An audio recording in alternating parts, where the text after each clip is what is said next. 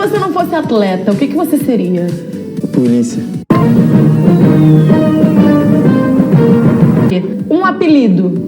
Mateuzinho. Fala, não me diga! Tem algum apelido que te chamam, que não usam tanto? Claro, podendo falar aqui.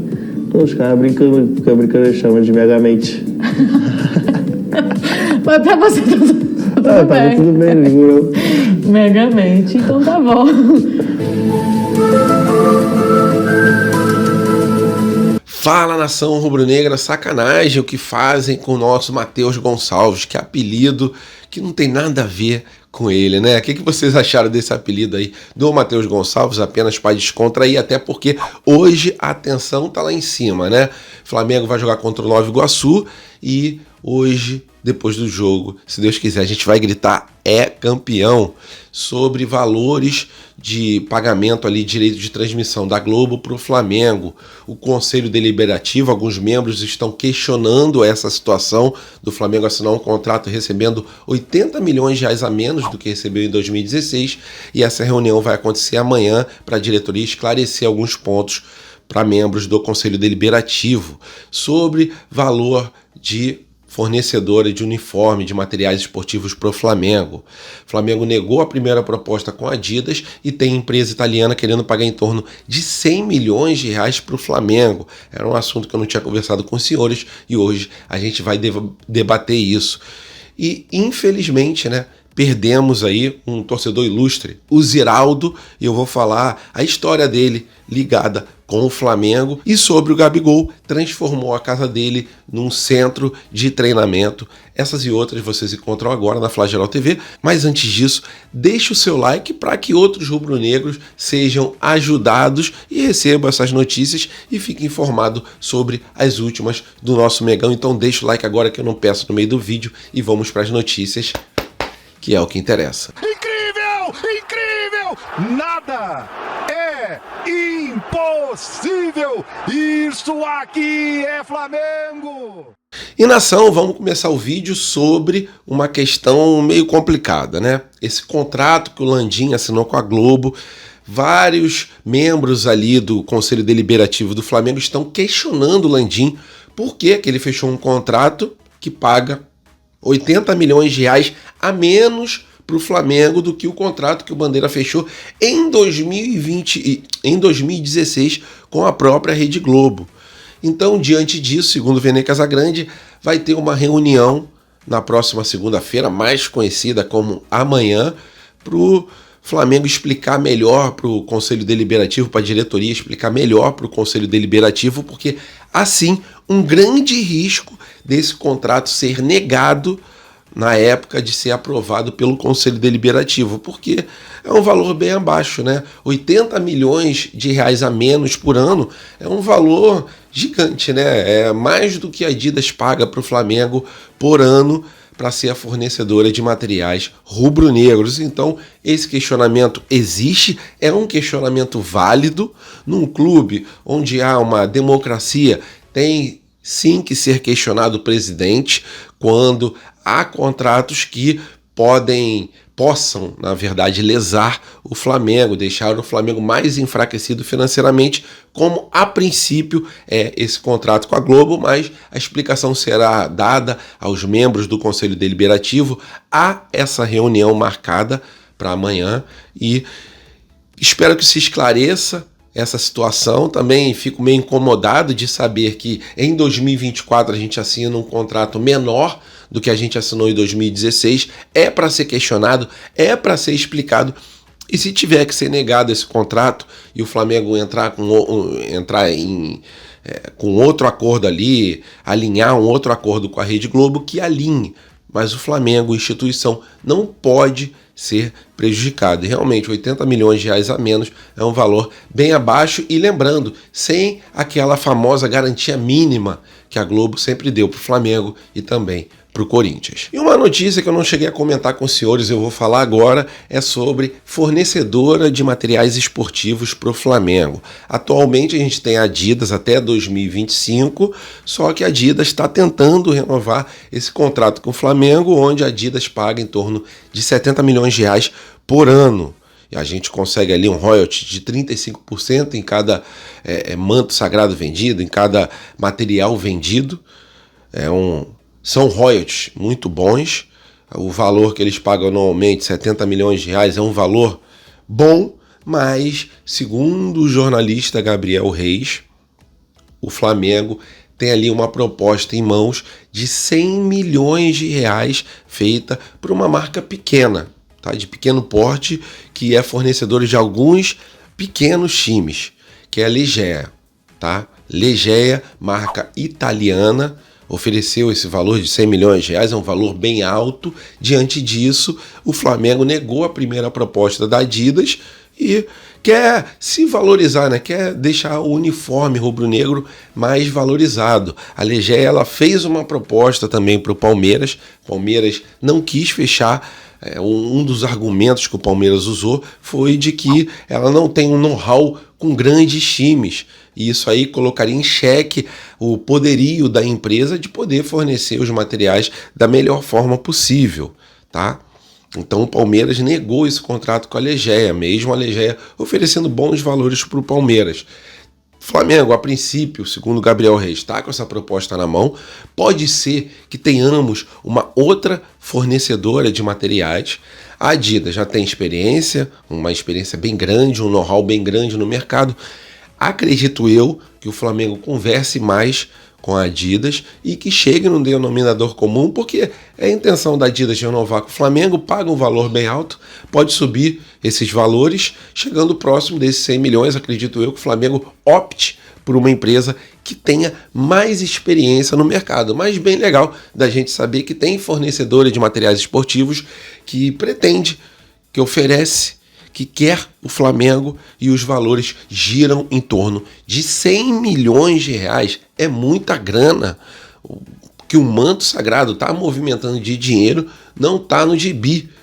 E só lembrando que na época da Patrícia Amorim, nem patrocinador a gente tinha no manto sagrado, nem o Master a gente tinha, para vocês verem como é importante uma boa administração, um bom grupo de marketing no Flamengo, para que os valores de patrocínios, de marcas expostas, de parcerias, mesmo que não seja para ficar no manto sagrado, que elas venham e ajudem o Flamengo a melhorar cada vez mais financeiramente e se distanciar dos outros times do Brasil cada vez mais. É hoje, nação rubro-negra, o dia de gritar: é campeão. Às 5 horas da tarde, o Flamengo vai enfrentar o Nova Iguaçu no estádio Mário Filho. Jogo que é o segundo da final. O primeiro a gente fez 3-0. Então a gente, na minha opinião, está com as duas mãos na taça. Flamengo que deve ir com força máxima. No gol, o goleiro Rossi, lateral direito Varela, esquerdo o Ayrton Lucas, na zaga Fabrício Bruno ao lado do Léo Pereira, volante Eric Pulgar, De La Cruz mais à frente o Arrascaeta, e De La Cruz faz falta para esse time, aberto pela direita Luiz Araújo, pela esquerda Everton Cebolinha e como centroavante o Pedrão. Vamos lá para cima do Nova Iguaçu. É um adversário que geralmente a gente não encontra em finais, adversário ali que não tem um grande porte. Sempre nos últimos anos a gente enfrentou o Fluminense, mas já enfrentamos o Vasco, o Botafogo em finais, e dessa vez o Nova Iguaçu fez um campeonato muito digno.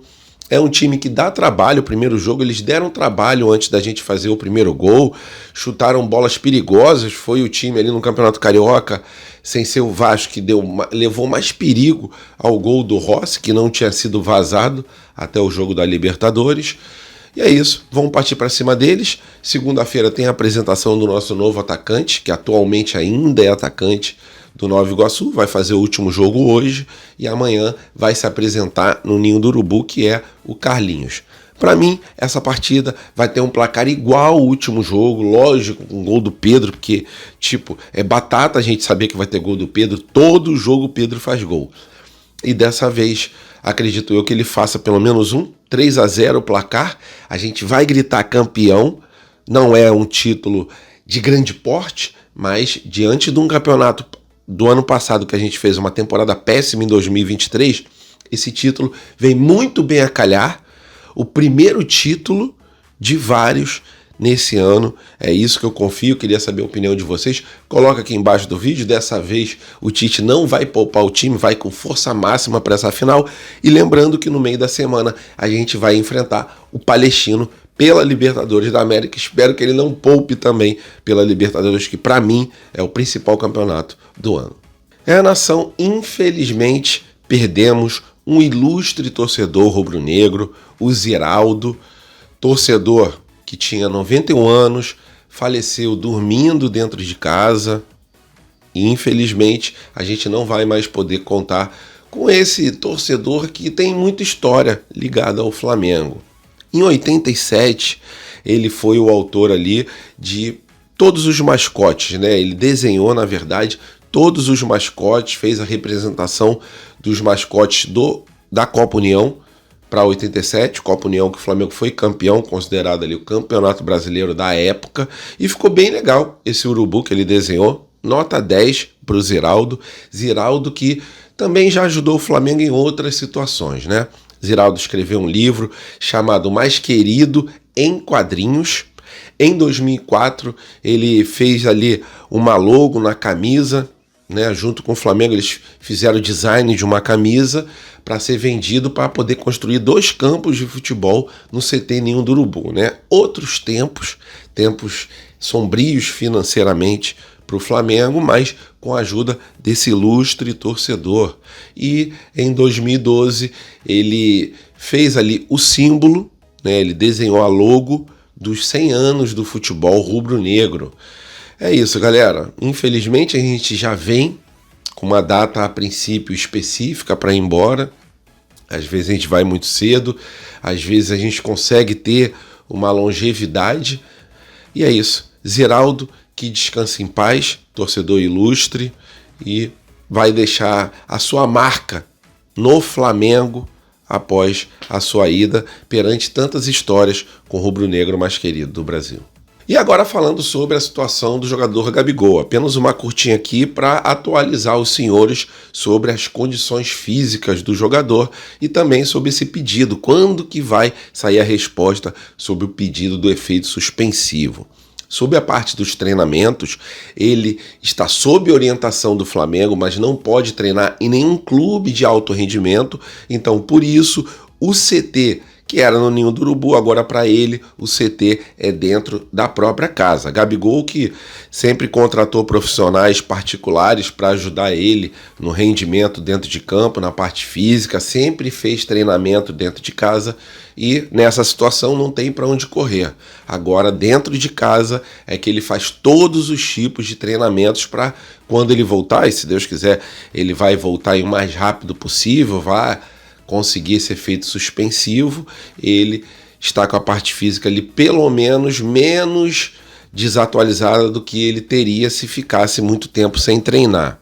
Os outros jogadores no Ninho do Urubu, lógico, estão à frente dele, até porque o Tite comanda o treinamento e os jogadores, além da parte física, conseguem treinar também a parte tática. Parte tática essa que dentro de casa o Gabigol não tem como treinar. Sobre o efeito suspensivo, provavelmente daqui a uns 10 a 15 dias vai sair a resposta do CAS, Corte Arbitral do Esporte, para esse efeito suspensivo ser dado e ele poder voltar na terceira, quarta rodada do Campeonato Brasileiro. Essa é a esperança, até porque teve fiscal que viu realmente a urina sair da uretra dele, descartando fraude, mas devido a toda essa situação, o Gabigol está passando por isso, foi marrento. O próprio Marcos Braz falou que ele errou em relação ao tratamento com os agentes, mas para mim 2 anos é uma punição muito longa para uma situação ali que, ao meu ver, não era para uma punição tão grande, até porque os julgadores quase empataram, né? Não tinha como empatar, mas ficou 5-4 a favor da punição dele. E isso pode ajudar o CAS a dar o efeito suspensivo para ele, no final do ano julgar ele e poder liberar o jogador. Essa é a esperança da maioria da torcida.